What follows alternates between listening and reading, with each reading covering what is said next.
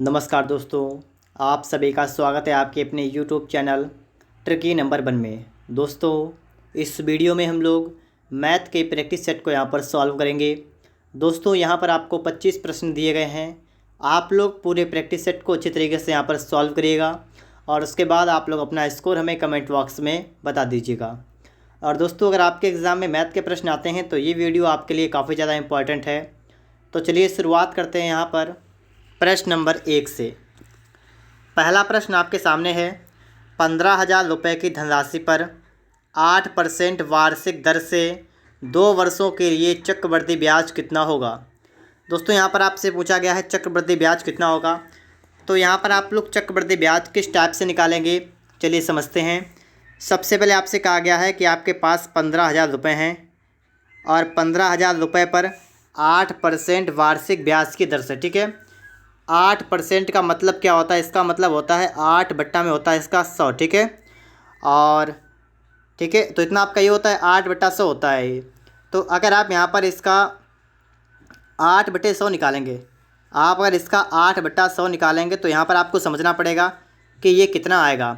तो double zero से आपका डबल जीरो कैंसिल होगा। देखिए, मैं आपको थोड़ा सा निकाल के दिखाता हूँ ताकि आपके समझ में आ जाए। जैसे आपका यहाँ पर 15,000 है, ठीक है, और आपको इसका 8 बट्टा 100 निकालना है। तो इसका आपका ये कितना आएगा, 15 8 कितना होगा, 120 और 1 जीरो, तो आपका यहाँ पर कितना आ गया, 1200 आ गया ना। तो यहाँ पर आपका 1200 आएगा। इसके बाद दोस्तों, ये 2 वर्ष के लिए है तो इसका 8 बटे 100 और निकालेंगे तो ये आपका इसका भी आपका आ गया 1200। और इतना करने के बाद में आपको ये समझना होगा कि पहले वर्ष का जो आपका ब्याज आएगा ना, उस पर भी आपका यहाँ पर ब्याज लगेगा, इस पर भी आपका लगेगा ब्याज। तो इसका भी आपको निकालना पड़ेगा 8 बट्टा 100। तो इसका 100 निकालेंगे तो 100 से आपका 100 जीरो कैंसिल होंगे तो 12 8 96। तो आपका जो टोटल ब्याज निकल के आएगा ना, वो कितना आपका निकल के आएगा, 1200 1200 और 96 आपका। और तो ये सब मिलाकर कितना आपका हो गया, 12 1200 2400। तो आपका ये हो गया 2496। तो 2496 आपका यहाँ पर जो होगा वो चक्रवृद्धि ब्याज आपका यहाँ पर हो जाएगा। अगर आप सभी को ये तरीका पता है तो आप लोग समझ गए होंगे। अगर आपको तरीका नहीं पता है तो आपको एक फार्मूला पता होगा, ठीक है, उस वाले आप लोग फार्मूले से भी सवाल को लगा सकते हैं, ठीक है। चलिए इसके बाद देखते हैं हम लोग सवाल नंबर 2। तो यहाँ पर आप लोग देखिएगा, सवाल नंबर 2 आपके लिए आ चुका है। ए तथा बी कार्य को 10 दिन में पूरा करते हैं, बी व सी उसी कार्य को 12 दिन में पूरा करते हैं, ए और सी उसी कार्य को 15 दिन में पूरा करते हैं। तो बताइए ए अकेला उस कार्य को करने में कितने दिन, मतलब कितने दिन में पूरा करेगा। तो यहाँ पर समझिए, ए और बी कार्य को 10 दिन में पूरा करते हैं, ठीक है। तो यहाँ पर हम नोट कर देंगे कि ए प्लस बी, ए और बी दोनों मिलकर किसी काम को करते हैं 10 दिन में, ठीक है। बी व सी उसी कार्य को 12 दिन में। तो इसको अगर आप देखेंगे तो यहाँ पर आप देखिएगा कि बी और सी मिलकर करते हैं काम, तो ये कर देते हैं 12 दिन में। और ए और सी उसी कार्य को करते हैं 15 दिन में। तो ए और सी मिलकर काम करते हैं 15 दिन में, ठीक है। तो इसके बाद सबसे पहले क्या करेंगे, हम लोग निकालेंगे इनका एलसीएम। तो इसका एलसीएम दोस्तों बताइए कितना आपका आएगा, 60 आएगा। 10 छंगा 60, 12 पंचे 60, 15 चौका 60। तो देखिए, ये तो आपका हो गया वर्क और ये आपका हो गया इफ़िशियंसी, मतलब कार्य क्षमता, ठीक है। अब यहाँ पर आपको बात ये समझनी है कि ए प्लस बी, बी प्लस सी और ए प्लस सी, इन तीनों की मिलाकर कार्य क्षमता कितनी है। तो यहाँ पर आपका हो जाएगा 2 इंटू ए प्लस बी प्लस सी, ये होगी कुल कार्य क्षमता, ठीक है। और ये आप सबको जोड़ लीजिएगा तो 6 5 11 4 15, तो ये कुल मिलाकर आपका हुआ 15। यहाँ से आप सिर्फ ए प्लस बी प्लस सी निकालेंगे, ठीक है। यहाँ से आप ए प्लस बी प्लस सी निकालेंगे तो आपका आएगा 15 बट्टा 2। मतलब यहाँ पर क्या है कि ए बी सी इन तीनों की मिलाकर जो क्षमता आपकी है ये कितनी हो रही है, 15 बट्टा 2। 15 बट्टा 2 का मतलब 7.5, ठीक है। और आपको बताना है, बताइए ए अकेला उस कार्य को कितने दिन में करेगा। तो अब आप यहाँ पर ये देखिए कि बी और सी की क्षमता कितनी है। तो बी और सी की क्षमता है 5, बताइएगा। बी और सी की क्षमता है 5, तो ए की क्षमता कितनी रह जाएगी। तो 7.5 से आपका ये 5 गैप माइनस हो जाएगा, ठीक है। माइनस कर देंगे तो आपको ए की क्षमता निकल के यहाँ पर आ जाएगी 2.5। ये दोस्तों क्या निकल के आया, ये निकल के आ गई ए की क्षमता, ठीक है। ए की इफ़िशियंसी यहाँ पर निकल के आ गई। और आपको बताना है कि ए अगर इस काम को करेगा तो कितने दिन में पूरा कर देगा, ठीक है। ये आपको निकालना पड़ेगा। तो अब आप थोड़ा सी बात को समझिएगा, मैं यहाँ से थोड़ा सा इसको हटाता हूँ, ठीक है, ताकि आपके समझ में ये अच्छी तरीके से यहाँ पर आ जाए।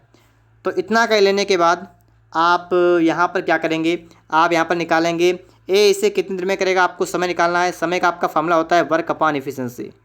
वर्क तो आपका 60 है, लेकिन आपकी एफिशिएंसी ए की कितनी है, तो 2.5। तो 2.5 आप यहाँ पर रखेंगे, ठीक है। पॉइंट हटेगा आपका यहाँ पर, तो आपका यहाँ पर 1 जीरो लग जाएगा।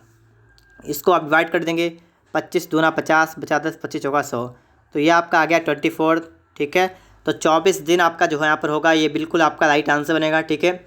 24 दिन ये आपका बिल्कुल करेक्ट आंसर बन जाएगा। आगे देखिएगा, इसके बाद में सवाल नंबर आपके लिए आ चुका है 3 नंबर। ये आपका सवाल है कि 10%, 20% और 40% उत्तरोत्तर छूटों की एकल छूट बराबर किसकी होगी। तो यहाँ पर आप देखिएगा 10% की छूट, 20% की छूट, 40% की छूट। मैंने आपको बताया होगा कि 10% का मतलब क्या होता है, इसका मतलब होता है 1/10, और 20% का मतलब क्या होता है 1/5, और 40% का मतलब क्या होता है 2/5, ठीक है। तो यहाँ पर आप देखेंगे 10% की छूट का मतलब है कोई चीज़ 10 की है तो आपको 10% की छूट मिल गई, तो इसका मतलब आपको 1 की छूट मिल गई, तो वो चीज़ आपके लिए हो गई 9 की। ऐसे ही कोई चीज़ 5 की है तो वो आपके लिए हो गई 4 की, 1 की छूट हो गई। और कोई चीज़ अगर 5 की है तो देखिए 2 ऊपर है तो 2 माइनस करिए तो हो जाएगी 3 की। तो इस टाइप से आपका ये बना, ठीक है। ये पहले वाला इधर वाला है, ये छूट के बाद इसका ये वाला मूड रह गया। इन दोनों में अगर आप देखिए कोई चीज़ अगर आपकी कट रही हो तो उसको काट दीजिएगा। जैसे 2 दूना 4, ठीक है, 2 दूना 4 और 2 पंचे 10, तो 55 25 पंचे 125, ये आपका हो गया 125। और इधर देखेंगे 9 दूना 18, 18 कितना होता है 54, तो ये हो गया 54। मतलब 125 की कोई चीज़ थी, लेकिन अब वो रह गई 54 की, क्योंकि उस पर मिल गई छूट। अब आपको ये देखना है कि 125 से 54 पर आ गया, इसका मतलब छूट कितनी मिल गई। देखिएगा 125 से 54, तो छूट कितनी मिली बताइएगा। 1, 12 से 5 का कितना बचेगा 7, तो 71। 71 की छूट मिली, ठीक है। 71 की छूट मिली, किस पर छूट मिली 125 पर, गुणा कर देंगे यहाँ पर 100, ठीक है। अब इसको आप हल कर लीजिएगा, तो 25 पंचे 125 और 25 चौका 100, ठीक है, इतना आपका यहाँ पर हो जाएगा। और आप इसको 5 से डिवाइड करेंगे, 5 एकन 5, देखिएगा 5 एकन 5 बचाएगा इतना 2, आपका 21 हो गया। 5 चौका 20 बचाए, 5 दूना 10, तो देखिए 4 दूना 8, ठीक है। 4 चौका 16 का 6 यहाँ से लगा 1, और 4 एकन 4 1 5, 56 और इतना, ठीक है। तो 56.8%, ठीक है। ऑप्शन नंबर आपका यहाँ पर सी वाला जो आपका है ये बिल्कुल आपका राइट आंसर बनेगा। 56.8% आपके यहाँ पर छूट जो है ये हो जाएगी, ठीक है। तो यहाँ पर आप लोग समझ गए होंगे। इसके बाद में आप लोग यहाँ पर देखिएगा, प्रश्न नंबर आपके लिए आ चुका है 4 नंबर। यहाँ पर आप देखिएगा, देखिए दोस्तों प्रश्न नंबर यहाँ पर आपके लिए आ चुका है 4 नंबर। 24,250 रुपये के मूलधन पर 9 वर्षों में प्राप्त सरल ब्याज मूलधन का 162% है। प्रतिवर्ष सरल ब्याज की दर कितने % होगी। तो यहाँ पर आपको बताना है दर कितनी होगी। तो सबसे पहले आपको ये फार्मूला पता होना चाहिए कि सिंपल इंटरेस्ट के लिए आपका फार्मूला क्या होता है। तो साधारण ब्याज के लिए आपका फार्मूला होता है मूलधन गुणा दर गुणा समय और बट्टा में आपका होता है 100। ये आपका यहाँ पर होता है फार्मूला। तो यहाँ पर आपको मूलधन दे रखा है, आपको समय दे रखा है, आपको दर नहीं दे रखी है, और आपसे ये कह रखा है कि सरल ब्याज मूलधन का 162% है, ठीक है। तो यहाँ पर आप देखेंगे सिंपल इंटरेस्ट कितना है, तो मूलधन का 162%। देखिए मूलधन किसी भी चीज़ का अगर आप यहाँ पर पी मानते हैं तो इस पी का 162% ये क्या है, ये आपका है सिंपल इंटरेस्ट, ठीक है। यहाँ पर आप बात को समझिएगा। तो बस हम आपको यहाँ पर नोट करके दिखाते हैं, सवाल को लगा के दिखाते हैं, ठीक है, कि मूलधन का कितना, मूलधन का 162% का मतलब होता है बट्टा में 100 कर देंगे। तो 162% बराबर क्या है, तो देखिए पी है, आप पी का पी रहने देंगे, ठीक है। आर आपको निकालना है, समय आपको नहीं समय आपको पता है 9 वर्ष, ठीक है। तो इसके जगह रख देंगे 9, अपान में कर देंगे यहाँ पर 100। हमने यहाँ पर पी की जगह पर पी का मान नहीं रखा है, क्योंकि यहाँ पर हमें पता है कि पी से पी डिवाइड हो जाएगा, ये पी से आपका पी कट जाएगा, ये 100 से आपका यहाँ पर 100 भी कट जाएगा। आपका बचा है सिर्फ 162 बराबर आर गुणा में आपका बचा है 9। 9 से आप डिवाइड करेंगे, देखिएगा 9 1 का 9, और यहाँ पर कितना बचेगा, तो 7, तो 9 8 72, तो आपका आ गया है आर कितना, आपका आ गया 18, ठीक है। तो 18% आपकी हो जाएगी यहाँ पर दर। तो ऑप्शन की बात करेंगे तो आपका यहाँ पर सी ऑप्शन जो आपका है ये आपका बिल्कुल राइट आंसर बनेगा, ठीक है। ऑप्शन सी यहाँ पर आपका बिल्कुल राइट आंसर बन जाएगा। आगे देखिएगा, इसके बाद सवाल नंबर आपके लिए आ चुका है 5 नंबर। यहाँ पर आप लोग सवाल को समझिएगा। सवाल यहाँ पर आपका क्या कह रहा है, एक व्यक्ति की वर्तमान आयु उसकी माता की आयु का 2/5 है। 8 वर्ष बाद वह अपनी माता की आयु का आधा हो जाएगा। उसकी माता की वर्तमान आयु क्या है? ठीक है, ये आपसे यहाँ पर कहा गया है। एक व्यक्ति की वर्तमान आयु उसकी माता की आयु का 2/5 है। अगर आप लोग यहाँ पर देखेंगे, देखिएगा माता की आयु और माता के साथ यहाँ पर है व्यक्ति की आयु। ठीक है, तो यहाँ पर करा है कि एक व्यक्ति की वर्तमान आयु जो है उसके माता की आयु का 2/5 है। इसका मतलब अगर माता की आयु 5 यूनिट है तो व्यक्ति की आयु 2 यूनिट है। यहाँ पर आप लोग बात को समझिएगा। ठीक है, कि उसकी माता की आयु का 2/5 व्यक्ति की आयु है। इसका मतलब अगर माता की आयु 5 है तो व्यक्ति की आयु कितनी होगी? 2। अब सवाल आगे क्या कह रहा है, सवाल कह रहा है कि 8 वर्ष के बाद वह अपनी माता की आयु का आधा हो जाएगा। जो व्यक्ति है वो अपनी माता की आयु का आधा हो जाएगा। इसका मतलब माता की आयु अगर 2 होगी तो इसकी आयु होगी 1। कब? 8 साल के बाद। ठीक है, 8 वर्ष के बाद, मतलब यहाँ से यहाँ पर डिफरेंस आपका जो होगा वो आपका 8 साल का होगा। अब आप यहाँ पर एक चीज़ चेक करेंगे। यहाँ पर क्या आप चेक करेंगे? आप ये चेक करेंगे क्या इन दोनों आपके जो अनुपात है इनका डिफरेंस बराबर है। जैसे 5 से 2 गया 3, 2 से 1 गया 1, इनमें यहाँ पर 3 है, यहाँ पर 1 है, अलग अलग है। आपको इसको सेम बनाना होगा। तो सेम करने के लिए हम लोग यहाँ पर क्या करेंगे, सेम करने के लिए हमें इसके अंतर से, मतलब 5 और 2 में किसका अंतर? 3 का अंतर है, तो इसके अंतर से इसमें गुणा करेंगे 3 से, और 2 1 का अंतर 1 है तो इसमें हम कर देंगे गुणा 1 से। अब गुणा करने के बाद जो आपका बनेगा वो आपका बनेगा 5 × 5 अनुपात में आपका बनेगा 2, 3 दूना 6 अनुपात में बनेगा आपका 3। अब आप देखिएगा तो इसमें आपका डिफरेंस आ गया यहाँ पर 1 का है। आप समझिए बात को। यहाँ पर इसमें आपका डिफरेंस आ गया 1 का, और आपको दे रखा है कि 8 वर्ष के बाद। इसका मतलब जो आपका 1 यूनिट होता है ना, इसका मतलब क्या हुआ? इसका मतलब 1 की वैल्यू आपकी है 8 वर्ष। आपसे पूछा गया है कि तो उसकी माता की वर्तमान आयु कितनी है? माता की वर्तमान आयु कौन सी होगी? ये वाली होगी। ठीक है, 5। तो 1 की वैल्यू 8 वर्ष, तो 5 की वैल्यू 8 पंचे 40 वर्ष। तो आपका 40 वर्ष जो आपका है ये आपका बिल्कुल राइट आंसर बनेगा। ऑप्शन ए वाला यहाँ पर आपका बिल्कुल ही राइट आंसर बन जाएगा। आगे देखिएगा, इसके बाद सवाल नंबर आपके लिए आ चुका है 6 नंबर, और यहाँ पर आप लोग बात को समझिएगा। सवाल कर रहा है कि ए एक वस्तु बी को 5% लाभ पर बेचता है और बी वही वस्तु सी को 5% हानि पर बेचता है। सी उस वस्तु के लिए 23.94 रुपये अदा करता है, तो ए के लिए उस वस्तु की लागत क्या थी? मतलब ए ने उसको कितने में ख़रीदा था या कितने में बनाया था, आपको ये नहीं पता है, तो हम मानते हैं ए ने ए रुपये बनाया था। ठीक है, फिर ए ने क्या किया? ए ने बी को बेचा तो 5% के लाभ पर। तो जब ए ने बी को 5% के लाभ पर दिया तो इसका मतलब यहाँ पर क्या हुआ? इसने 100 की चीज़ थी अगर, तो उसने 105 में दी, बात ये हुई ना। तो इसने दिया 105% पर, तो 105 बट्टा में कर देंगे 100। ठीक है, और उसके बाद कह रहा है कि सी और बी ने वही वस्तु सी को 5% की हानि से दी। अगर बी ने वही वस्तु सी को 5% की हानि से दी तो इसका मतलब है इसने इसके बाद में दिया 95/100 में दिया। ठीक है, और ये प्राप्त कितने में हुई? ये प्राप्त हुई 23.94 में, 23.94 में।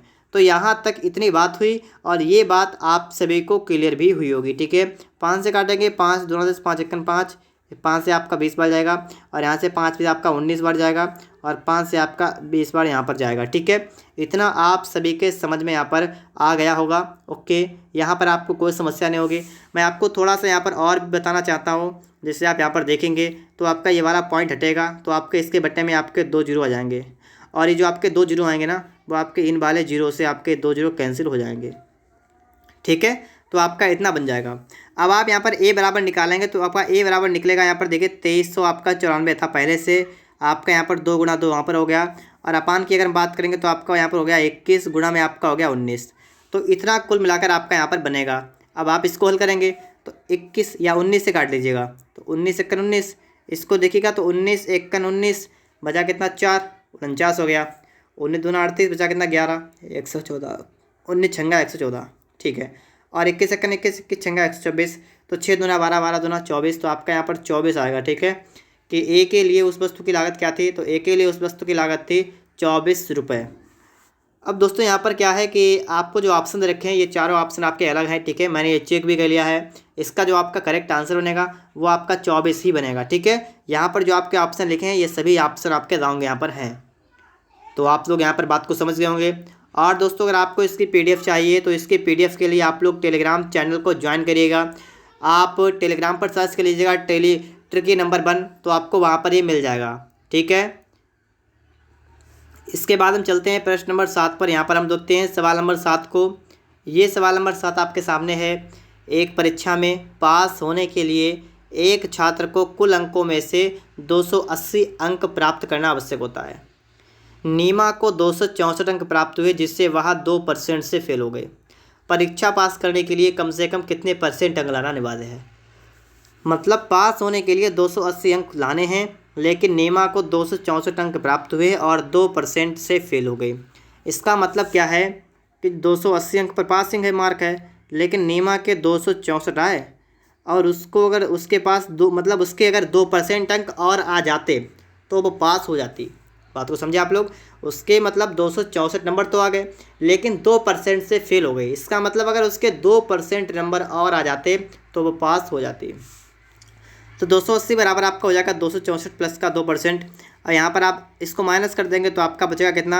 यहाँ पर 10 से 4 गया 6 और 7 से 6 गया 1, 16 बराबर आपका हो गया 2%। तो 8 आपका हो जाएगा बराबर 1%। तो 800 बराबर आपका हो जाएगा 100%, ठीक है। इसका मतलब ये हुआ कि आपके यहाँ पर कुल अंक कितने थे, 800। अब आगे देखिए, इसके बाद कह रहा है कि परीक्षा पास करने के लिए कम से कम कितने % अंक लाना आवश्यक है। परीक्षा पास करने के लिए कम से कम कितने अंक लाना अनिवार्य है, कितने %।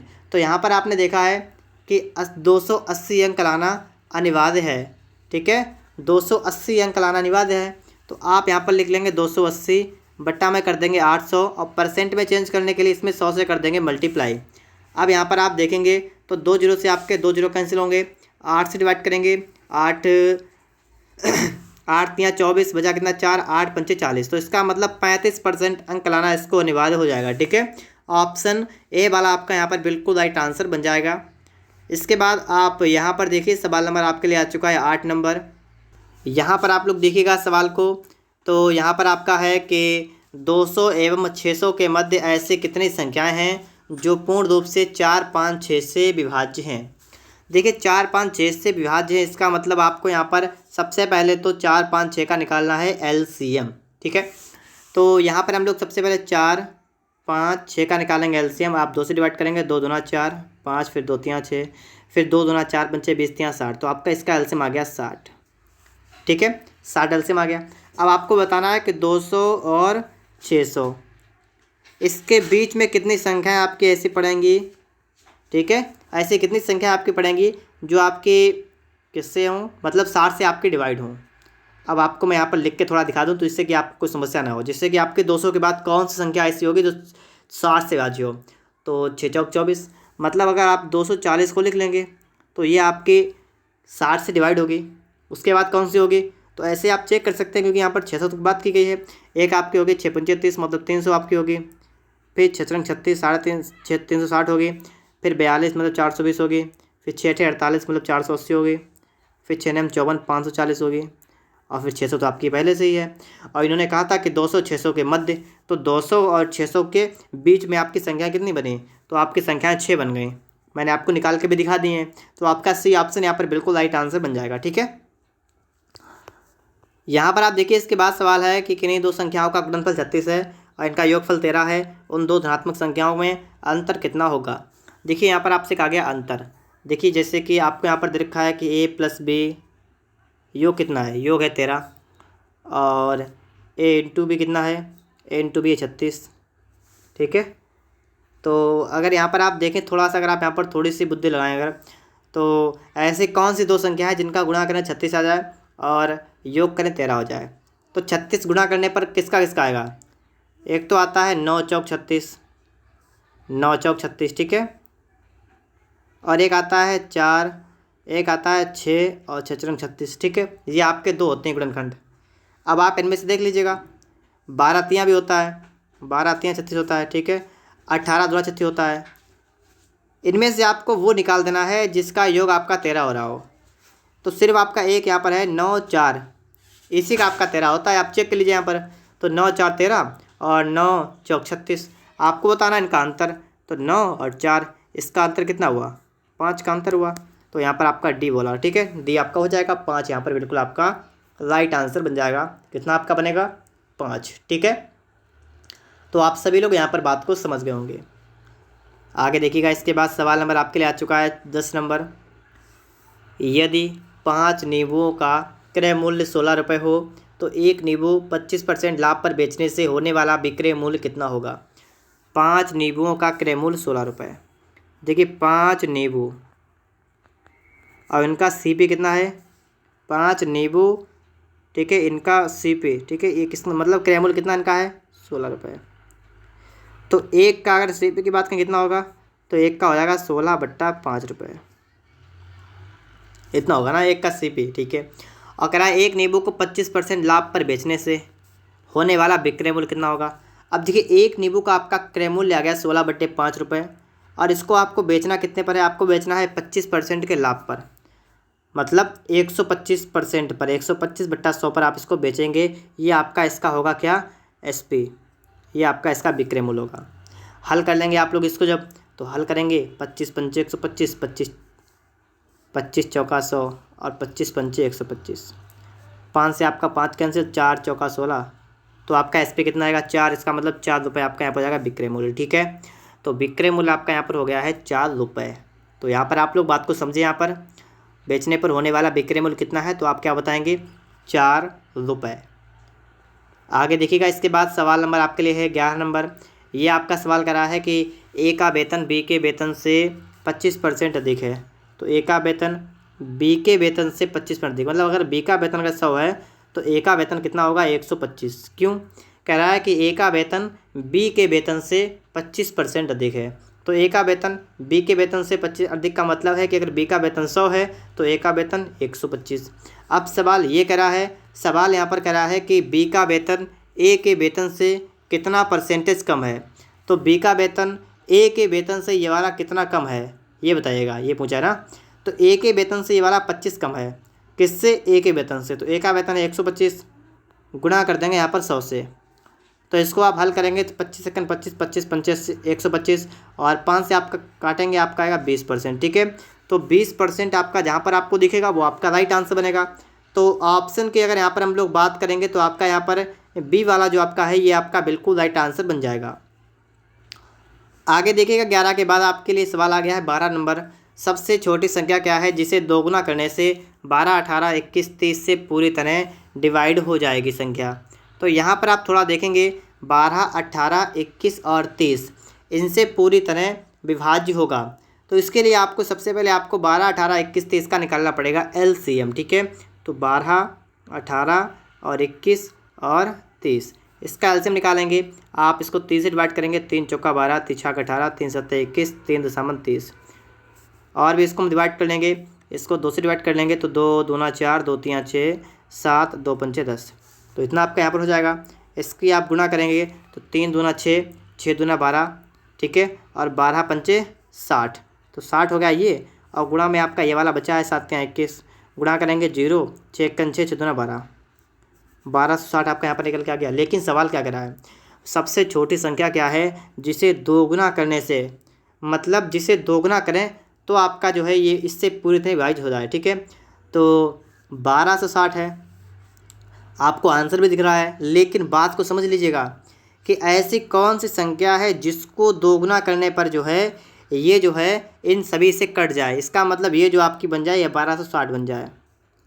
तो इसका मतलब एक्स आपका जो आएगा 2 3 6, 2 6 12, 2 3 6 0।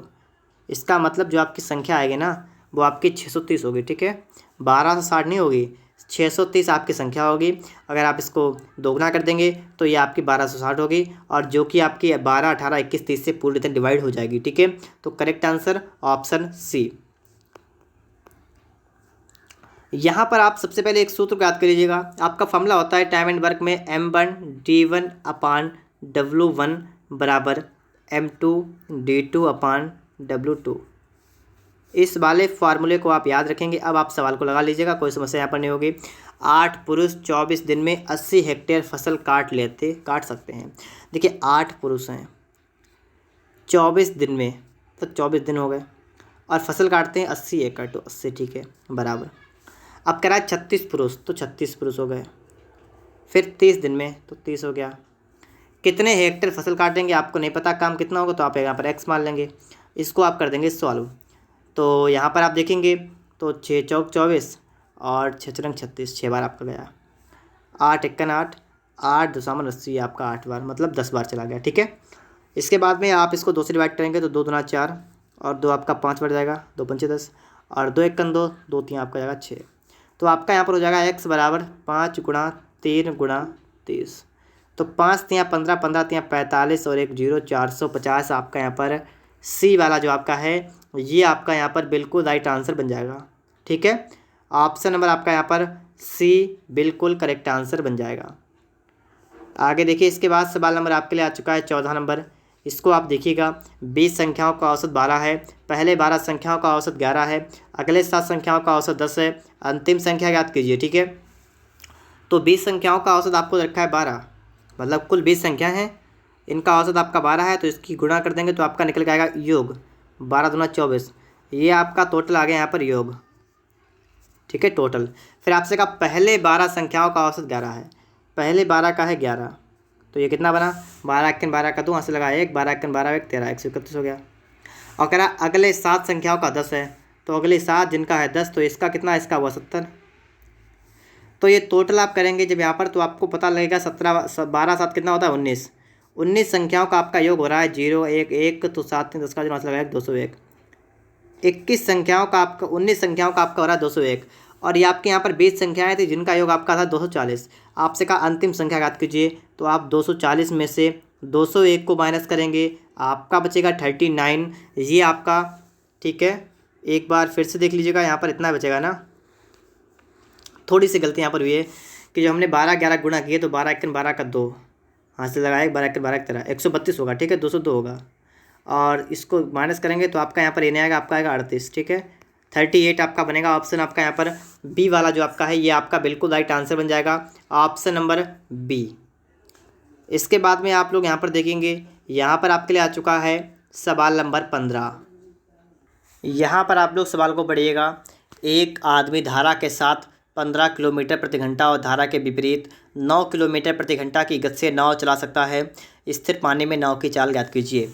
देखिए, एक आदमी धारा के साथ 15 किलोमीटर प्रति घंटा, जब भी कोई व्यक्ति धारा के साथ जाएगा तो धारा की चाल व्यक्ति की चाल आपस में जुड़ जाएगी। ठीक है, तो धारा की चाल और नाव की चाल या व्यक्ति की चाल। ठीक है, तो अगर आप यहाँ पर नाव की चाल को मान लेंगे x किलोमीटर प्रति घंटा और धारा की चाल को आप मान लेंगे y किलोमीटर प्रति घंटा। तो मैंने आपको बताया कि धारा के साथ जब अगर कोई व्यक्ति जाएगा या कोई नाव जाएगी तो चालें जुड़ जाएंगी। ठीक है, तो ये आपका बनेगा x + y चाल। ठीक है, ये आपकी हो गई 15 किलोमीटर प्रति घंटा, और धारा के विपरीत है 9 किलोमीटर प्रति घंटा, तो x - y कर देंगे तो आपका आएगा 9। इन दोनों को आपको करना है सॉल्व।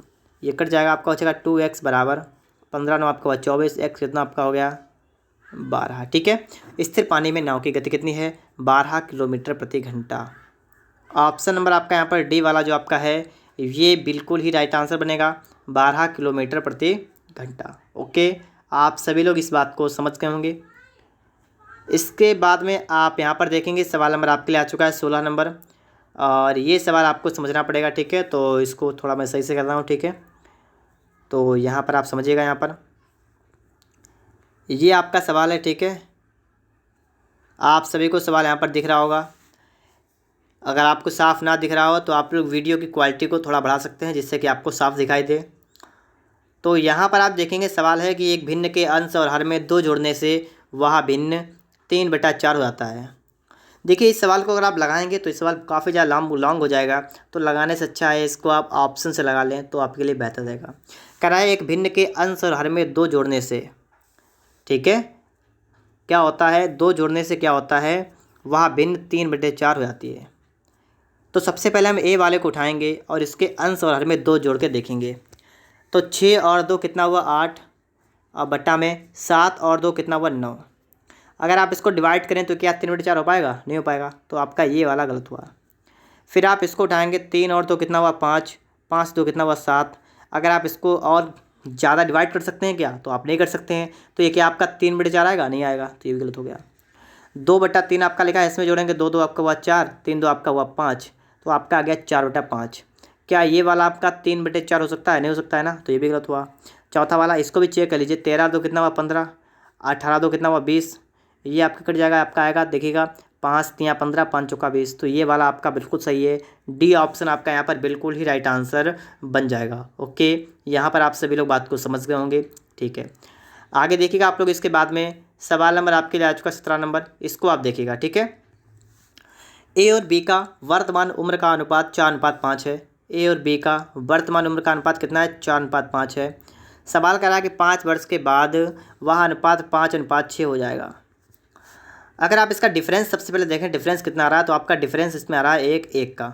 ठीक है, अगर आपका डिफरेंस सेम है तो आपको कोई समस्या नहीं होगी। इसका डिफरेंस आपका आ रहा है 1 का, आपसे का 5 वर्ष बाद, तो इसका मतलब 1 की वैल्यू आपकी हो गई 5 वर्ष। सवाल आपसे करा है तो ए का वर्तमान उम्र क्या है? तो ए का वर्तमान उम्र मतलब 4, तो 1 की वैल्यू 5 वर्ष, तो 4 की वैल्यू तो 4 × 5, तो मतलब 20 वर्ष। ठीक है, तो 20 वर्ष आपका यहाँ पर बनेगा। ऑप्शन बी वाला आपका यहाँ पर बिल्कुल राइट आंसर बन जाएगा। इसके बाद में आप लोग यहाँ पर देखिएगा, सवाल नंबर आपके लिए आ चुका है 18 नंबर। ठीक है, सवाल नंबर आप लोग 18 को देखेंगे। एक गांव की कुल आबादी 1428 है एवं पुरुषों महिलाओं का अनुपात 25:26 है। उस गांव में पुरुषों की संख्या कितनी है? देखिए, पुरुषों की संख्या की बात की गई है, तो आपको यहाँ पर 25 की वैल्यू निकालनी है। देखिए, कुल आबादी है 1428, इसमें से आपको पुरुषों की संख्या बतानी है। तो पुरुषों की संख्या कितनी है? 25, किसने में? टोटल में से, टोटल कितने हैं? 41, 41 नहीं 51। ठीक है, मतलब 51 में से 25 तो पुरुष हैं, तो 25 की आपको वैल्यू निकालनी है। तो सिर्फ बिल्कुल सिंपल सवाल है, आपको सिर्फ इसको डिवाइड करना है। 17 3 51, 17 से डिवाइड करिएगा, 17 8 136 बचा कितना है? तो 6 बचा है। 17 चौका 68, 3 से काटेंगे, 3 दूना 6, 3 8 24, तो कितना आपका आ गया? 28 आ गया ना। ठीक है, अब देखिए 25 8 200 का जीरो यहाँ से लगा 20, 25 दूना 50 और 20 कितना? 70, तो 700 आपका बन जाएगा। ठीक है, ऑप्शन आपका यहाँ पर डी वाला बन जाएगा, 700 आपका बिल्कुल राइट आंसर बनेगा। यहाँ पर आप लोग देखिएगा, ये सवाल आपका है। ठीक है, थोड़ा सही कर रहा हूँ मैं इसको भी। अब आप सभी को यहाँ पर दिख रहा होगा। ठीक है, ये सवाल आप सभी के सामने है कि ए अनुपात बी अनुपात सी अगर आपका 3:5 4:5 है, तो आपको a + b + c/c का मान आपको बताना है। तो सिंपल सा आपको सिर्फ काम करना है, आपको ए की जगह पर 3 रखना है, बी की जगह पर 4 रखना है, सी की जगह पर 7 रखना है। एक बार सबको जोड़ना है, तो 4 3 7 7 14 बटा में सी का मान रखना है, सी का मान है 7, काटना है, आपका आया 1, आपका आया 7 दूना 14 7 1 7, 2:1 आपका यहाँ पर ए वाला जो आपका है ये आपका बिल्कुल राइट आंसर बनेगा। ठीक है, ऑप्शन ए आपका यहाँ पर बिल्कुल राइट आंसर बन जाएगा। यहाँ पर आप देखिएगा, सवाल है कि एक सामग्री की चिन्हित कीमत 150 रुपये है, बिक्री कीमत 135 रुपये है, चिन्हित कीमत पर छूट ज्ञात कीजिए। मतलब चिन्हित कीमत का मतलब MP मार्क प्राइस आपका है 150 रुपये, बिक्री कीमत का मतलब आपने बेचा इसको 135 में, तो आपने छूट कितने की दी?